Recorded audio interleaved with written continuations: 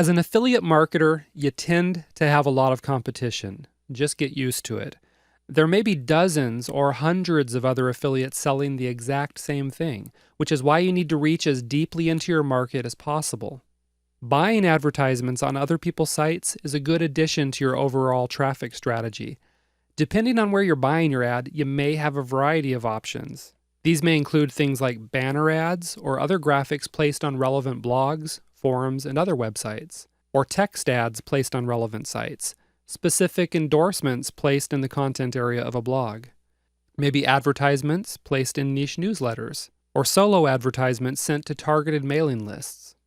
Usually the ads you place on niche sites are in units referred to as CPM, which is cost per 1,000 impressions. So if the ad goes for $5 CPM, then you're paying $5 for every 1,000 times your ad is displayed on the site. Now, this doesn't mean 1,000 people are going to click on your ad, as that's referred to as pay-per-click advertising.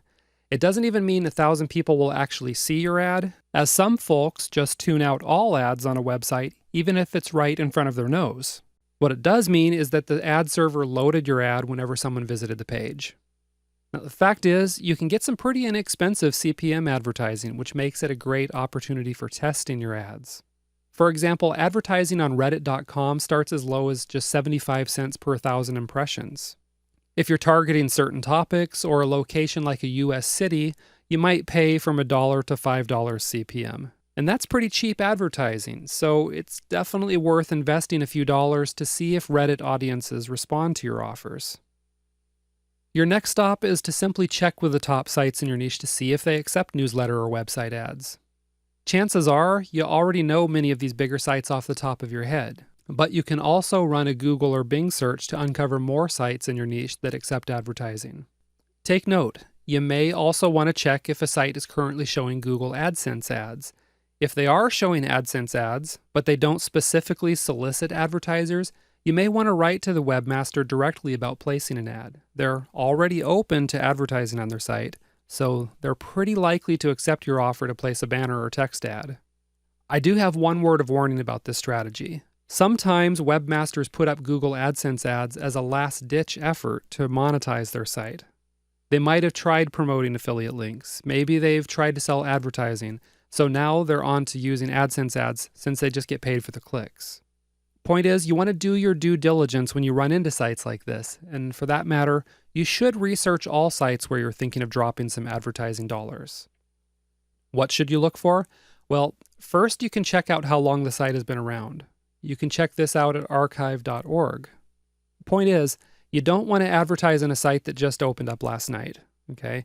If the site has staying power, they'll be around for years to come. Next, you want to be sure they post high-quality content. Ask yourself, do you want your ads associated with this particular site?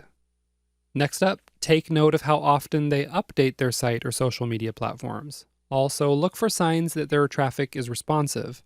This would be things like people commenting on their blog posts or sharing their content. Also, ask the owner about their advertising opportunity, including how much traffic they get, where does this traffic come from, and the general demographics of this traffic. Those who have a page on their site for prospective advertisers are usually going to offer this sort of information up front. In other words, you want to make sure you're placing ads on a high-quality, well-trafficked, and responsive site. So that's one way to find advertising opportunities. Still another way to find these opportunities is via a third-party site. Some of the more popular platforms include buysellads.com. This one's been a leading ad broker site for several years now.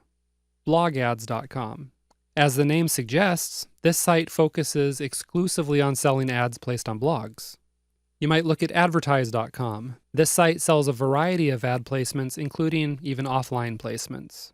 iSocket.com is a big site with really good quality control so that you know your ads are going to be on high-quality popular sites.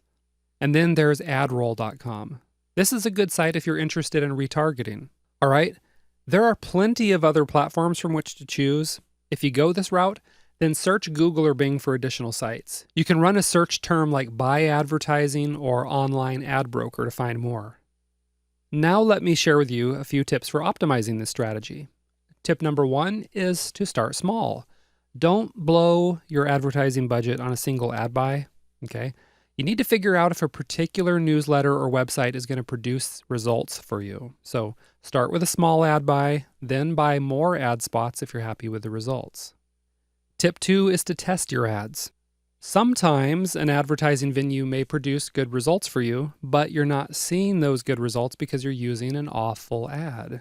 That's why you'll want to test your ads as well as the ad venues. Now, if you've already done other advertising, such as placing an ad on Facebook or AdWords, then you can reuse the ads that have proven to give you the best conversion rates. If you haven't done this sort of testing yet, then you may want to start on an ad platform that shows you full statistics, including ad impressions, clicks, conversion rates, or you'll want to use an analytics program like Google Analytics or Piwik.org. Both Facebook and AdWords deliver these sort of statistics to you, and these platforms also allow you to test ads quickly and easily. You can test, track, and tweak your ads in as little as a few days. Then, once you have a good performing ad, bring it on over to your other advertising campaigns. Of course, AdWords and Facebook ads don't let you test banner ads, so you'll need to do that on other platforms. One good way to do this is to purchase multiple banner ads on a site where they rotate through 5 or 10 banner ads. That way you can test 3 or 4 or maybe more different banner ads at once to see which one's going to give you the best results. You just want to be sure to associate tracking links with the different banners so that you can monitor the campaign. Okay? Of course, for best results, you'll want to make sure your landing page converts well also. If you use an app like Landing Page Monkey to create your landing page, then you can use their built-in stats to test these pages. All you have to do is use the app's clone feature, which lets you create 100% identical landing pages. Then, just tweak one element on a set of landing pages, such as making the headline different. Okay? After that, log into your Landing Page Monkey dashboard, where you'll have full access to stats like impressions and the conversion rate for the landing page. Check the resource section of the site for more information about Landing Page Monkey and how you can put it to work for you. Now, the final idea for optimizing your ad buying strategy, and that is to consider using retargeting. Retargeting is where you show a specific ad to someone who's already visited your site. Let me give you an example. Let's suppose that you sell big floppy shoes to clowns. Someone visits your site, clicks on the big floppy shoes sales page, and then leaves your site without buying anything. Next, they visit a popular news site to get their daily headlines, and poof, there's an ad for your big floppy clown shoes. The next day, the prospect moseys on over to Facebook. And again, there's an ad for the big floppy clown shoes he had been looking at the day before. And that's what retargeting is, when you show an ad relevant to a page your prospect just visited. This works to boost conversion rates because people often don't buy the first time they come into contact with your business or product. But if they get repeated exposure to the product, it builds familiarity and trust, which is going to increase sales. Plus, the fact that you're keeping your ads right in front of your prospects' noses helps ensure that they don't forget about you. As I already mentioned, sites like adroll.com can hook you up with retargeting opportunities. You can search Google or Bing for other retargeting opportunities. Just be sure you're placing ads on popular sites where your market's likely to venture. You can also use Facebook's ad platform and choose custom audiences when you're picking your target market. You'll just need to put a tiny piece of code on your site so that the ad platform knows who's been to a specific web page and whether they've made a purchase. Then, whatever platform you choose, run a few tests and see if retargeting doesn't give you a good return on your investment. So that's it for this video.